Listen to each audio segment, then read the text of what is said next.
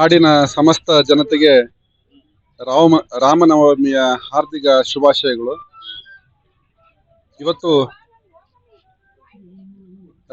ರಾಮನವಮಿಯ ದಿನ ವಿಶ್ವ ಹಿಂದೂ ಪರಿಷತ್ತಿನ ಸ್ನೇಹಿತರೆಲ್ಲರೂ ಸೇರಿ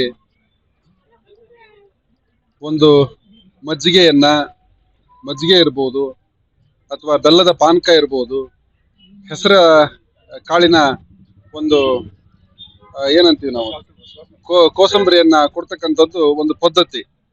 ಯಾಕೆ ಅಂತ ನಾವು ನೋಡೋದಾದ್ರೆ, ಇದು ಬಿಸಿಲಿನ ಒಂದು ಬೇಸಿಗೆಯ ಕಾಲ. ರಾಮ ಹುಟ್ಟಿರೋದು ಯುಗಾದಿಯ ನಂತರದ ಚೈತ್ರ ಮಾಸದ ಶುಕ್ಲ ಪಕ್ಷ ಅಲ್ವಾ. ಈ ದಿನ ಹುಟ್ಟಿರುವಂತ ಒಂದು ವಿಶೇಷ ಗಳಿಗೆಯಲ್ಲಿ ಮಧ್ಯಾಹ್ನ 12 ಗಂಟೆ ಸುಮಾರು ಸೂರ್ಯ ನೆತ್ತಿ ಮೇಲೆ ಇರ್ತಕ್ಕಂಥ ಕಾಲದಲ್ಲಿ ರಾಮ ಹುಟ್ಟಿದ್ದ ಅಂತಕ್ಕಂಥ ಒಂದು ಪ್ರತೀತಿ ಇದೆ. ಹಾಗಾಗಿ ಈ ಬಿಸಿಲಿನ ಧಗೆಯಲ್ಲಿ ಜನಗಳು, ಸಾರ್ವಜನಿಕರು ತಂಪಾಗಿ ಇರಲಿ ಅನ್ನುವಂತ ಸದುದ್ದೇಶದಿಂದ ಒಂದು ಬೆಲ್ಲದ ಪಾನಕವನ್ನ ಹಂಚೋದ್ರ ಮುಖಾಂತರ ಜಗತ್ತು ಶಾಂತಿಯಿಂದ ಇರಲಿ ಅಂತಕ್ಕಂಥ ಒಂದು ಸಂದೇಶವನ್ನ ಕೊಡೋದ್ರ ಮುಖಾಂತರ ಇವತ್ತು ವಿಶ್ವ ಹಿಂದೂ ಪರಿಷತ್ತಿನ ಎಲ್ಲಾ ಸ್ನೇಹಿತರು ಸೇರಿ ಇವತ್ತು ಈ ಕಾರ್ಯಕ್ರಮವನ್ನ ಹಮ್ಮಿಕೊಂಡಿರುವಂತದ್ದು ಬಹಳ ಅರ್ಥಪೂರ್ಣ ಆಗಿದೆ ಅಂತ ಭಾವಿಸ್ತಾ, ರಾಮನ ಹುಟ್ಟು ಒಂದು ಕಾರಣ ಜನ್ಮ. ರಾಮ ದೈವಿ ಶಕ್ತಿಯನ್ನು ಹೊಂದಿದ್ರು ಕೂಡ ಒಬ್ಬ ಮಾನವನಾಗಿ, ಒಬ್ಬ ಶ್ರೇಷ್ಠ ವ್ಯಕ್ತಿಯಾಗಿ ಇಡೀ ಮನುಕುಲಕ್ಕೆ ಒಂದು ಮಾದರಿಯಾಗಿ ಬದುಕಿ ಒಂದು ಆದರ್ಶಪ್ರಾಯವಾಗಿದ್ದು ನಾವೆಲ್ಲ ಕಂಡಿದ್ದೀವಿ. ರಾಮನ ಹುಟ್ಟೆ ಒಂದು ವಿಶೇಷ.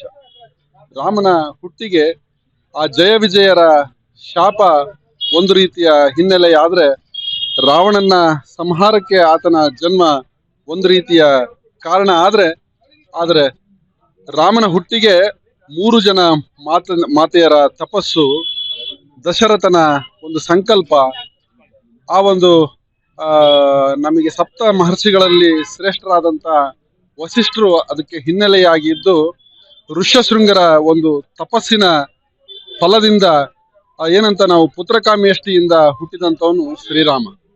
ಆತನ ಜನ್ಮದ ಹಿನ್ನೆಲೆಯನ್ನ ನಾವು ಅವಲೋಕನ ಮಾಡಿದ್ರೆ, ಆತನು ರಾವಣನ ಸಂಹಾರಕ್ಕೆ ಹುಟ್ಟಿದ್ದ ಅಂತಕ್ಕಂಥದ್ದು ಒಂದು ಕಾರಣ ಆದ್ರೆ, ಆತನ ಬದುಕು ಇಡೀ ಮನುಕುಲಕ್ಕೆ ಆದರ್ಶವಾಗಿರುವಂಥದ್ದು. ರಾಮನ ತ್ಯಾಗ, ಒಬ್ಬ ರಾಜ ಹೇಗಿರ್ಬೇಕು, ಜನಪ್ರತಿನಿಧಿ ಹೇಗಿರ್ಬೇಕು ಅನ್ನೋದಕ್ಕೆ ರಾಮ ಆದರ್ಶ. ಹೇಗೆ ಅಂತಂದ್ರೆ, ಇವತ್ತು ರಾಮ ತ್ಯಾಗಕ್ಕೆ ಅವನು ತನ್ನ ಒಂದು ಕಾರ್ಯಶ್ರೇಷ್ಠತೆಗೆ, ಅಧಿಕಾರಕ್ಕಿಂತ ಒಂದು ಕರ್ತವ್ಯ ಪ್ರಜ್ಞೆಗೆ ಎಷ್ಟು ಪ್ರಾಮುಖ್ಯತೆ ಇರ್ತದೆ ಅಂತಕ್ಕಂಥದ್ದು ರಾಮನ ಬದುಕನ್ನ ನಾವು ಅವಲೋಕನ ಮಾಡಿದಾಗ ನಮಗೆ ಕಾಣಸಿಗ್ತದೆ. ಹಾಗಾಗಿ ರಾಮನನ್ನ ನಾವು ಮತ್ತೆ ಮತ್ತೆ ನೆನೆಸ್ಕೊಂಡು ಮತ್ತೆ ಪೂಜೆ ಮಾಡ್ತಾ ಮತ್ತೆ ಯುಗ ಕಳೆದ್ರೂ ಕೂಡ ಈ ರಾಮನವಮಿ ಮತ್ತೆ ಹೆಚ್ಚಿನ ಅರ್ಥವನ್ನ ಪಡೆದುಕೊಂಡು ಹೆಚ್ಚಿನ ರೀತಿಯಲ್ಲಿ ನಾವೆಲ್ಲ ಕೂಡ ಶ್ರದ್ಧೆಯಿಂದ ರಾಮನನ್ನ ಭಜಿಸ್ತಾ ಪೂಜಿಸ್ತಾ ನಾವೆಲ್ಲರೂ ಕೃತಾರ್ಥರಾಗೋಣ ಅಂತಕ್ಕಂಥ ಮಾತನ್ನ ಈ ಸಂದರ್ಭದಲ್ಲಿ ಹೇಳ್ತೀನಿ.